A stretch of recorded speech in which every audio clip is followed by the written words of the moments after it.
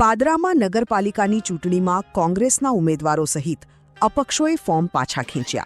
ભાજપના 11 ઉમેદવારો બિનહરીફ વિજેતા બન્યા હતા. શું નગરના વિવિધ વિકાસના કામોના ટેકામાં કે સ્વેચ્છાએ કે કોઈ અન્ય પાવર સામે સમાધાન? કારણ અજાણ્યું. પાદરા નગરપાલિકાની ચૂંટણીમાં 15 તારીખે ફોર્મ પાછા ખેંચવાની તારીખે નગરના 2 વોર્ડ 6 નંબર અને 7 નંબરમાં ભાજપની સામે કોઈ હરીફ ઉમેદવાર નહીં રહેતા બંને વોર્ડના ભાજપની પેનલના ઉમેદવારો બિનહરીફ વિજેતા થયા હતા. જેમાં વોર્ડ 6ના ભાજપના સંતોષ પટેલ, સંકેત પટેલ, નિશાબહેન ગાંધી, સુમિત્રાબહેન પરમાર, જ્યારે વોર્ડ 7માં નરેશભાઈ અગ્રવાલ, તેજસસિંહ ગોહિલ, ઈલાબહેન જોશી, નિશાબહેન રાણા બિનહરીફ વિજેતા બન્યા હતા. જ્યારે વોર્ડ 4માં ભાજપના પૂર્વ પ્રમુખ દીપેશ પંચાલ બિનહરીફ વિજેતા બન્યા હતા. જ્યારે વોર્ડ 2માં રાણા રાકેશ રાજુભાઈ બિનહરીફ વિજેતા બન્યા હતા. વોર્ડ 3માં પારુલબહેન જયેશભાઈ દરજી બિનહરીફ વિજેતા બન્યા હતા. કુલ 11 ઉમેદવારો ભાજપના બિનહરીફ વિજેતા બન્યા હતા. જેમાં કુલ 14 તાલુકા સહિત 13 ઉમેદવારોએ પોતાના ફોર્મ પાછા ખેંચ્યા હતા. તાલુકા પંચાયતની મુજપુર બેઠકના અપક્ષ ઉમેદવાર અને ચોકારી જિલ્લા પંચાયતના અપક્ષ ઉમેદવારે પરત ખેંચ્યું હતું. પાદરા નગરપાલિકા, તાલુકા પંચાયત, જિલ્લા પંચાયતની ચૂંટણી માટે ફોર્મ ભરાયા હતા વાંચતે ગાજતે, જેમાં 15 તારીખે ફોર્મ પરત ખેંચવાની છેલ્લી તારીખ હતી.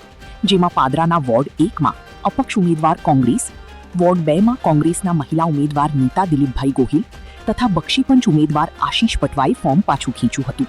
જ્યાં રાકેશ રાજુભાઈ રાણા બિનહરીફ વિજેતા બન્યા હતા. જ્યારે ગત ટર્મમાં ભાજપમાંથી વિજેતા થનાર વોર્ડ 2માં જય ગાંધીની આ ચૂંટણીમાં ટિકિટ નહીં મળતા રોષે ભરાઈને જય ગાંધીએ અપક્ષ ફોર્મ ભર્યું છે.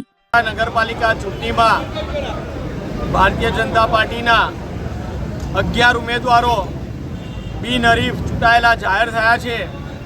એ બદલ તમામ ઉમેદવારોને ખૂબ ખૂબ અભિનંદન આપું છું. અને આજ રોજ ફટાકડા ફોડી અને આ ઉમેદવારોને સન્માન કરવામાં આવ્યું છે.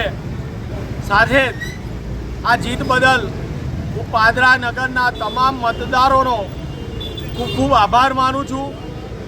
સાથે જ જે હરીફ ઉમેદવારો હતા કે જેમને પાદરાના વિકાસ માટે ભારતીય જનતા પાર્ટીના ઉમેદવારોને સમર્થન આપ્યું અને પોતાના ઉમેદવારી પત્ર ભારતીય જનતા પાર્ટીના સમર્થનમાં પરત ખેંચ્યા છે તેવા ઉમેદવારોનો પણ ખૂબ ખૂબ આભાર માનું છું. સાથે જ આ જીત એ ભારતીય જનતા પાર્ટીના તમામ કાર્યકર્તાઓની જીત છે અને કેન્દ્ર સરકાર, ગુજરાત સરકાર દ્વારા જે અવિરત વિકાસ ચાલી રહ્યો છે, આ વિકાસના સમર્થનમાં પાદરા નગરની જનતાએ જે વિશ્વાસ દાખ્યો છે તે બદલ તેમનો પણ ખૂબ ખૂબ આભાર માનું છું. અને આ જીત સાથે આગામી ચૂંટણીમાં અન્ય જે બાકી ઉમેદવારો છે એ તમામ ઉમેદવારોની પણ જીત થશે.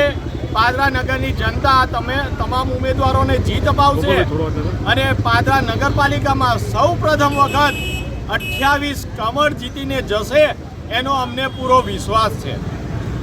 પાદરા નગરપાલિકાની ચૂંટણીની અંદર આજે ખરેખર બહુ સારો દિવસ છે. અમારા નગરપાલિકાની અંદર 28 ઉમેદવારની અંદર 11 ઉમેદવારો જે બિનહરીફ થયા છે.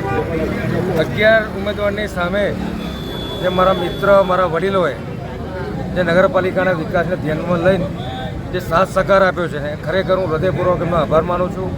મોદી સાહેબની વિકાસની યાત્રા, ભૂપેન્દ્ર સરકારની વિકાસની યાત્રામાં ખરેખર પાદરા નગરમાં 28 સીટો જે જીતવાની છે એની અંદર 11 સીટો જીતી ગયા છે. બાકીની 17 સીટો નગરપાલિકા ભવ્ય વિજય મેળવશે.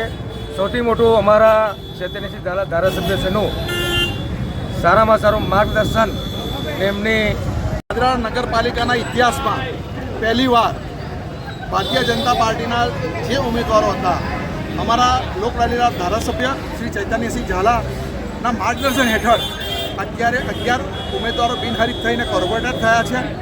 એ સૌને ખૂબ ખૂબ અભિનંદન.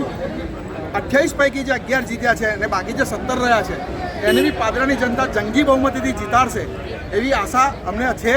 અને સરકારશ્રીના કરેલા કામો પર અમને પાકો વિશ્વાસ છે. અમારા તમામ ઉમેદવારો જીતશે અને ભવ્ય વિજય મેળવીશું એવી અમને અપેક્ષા છે.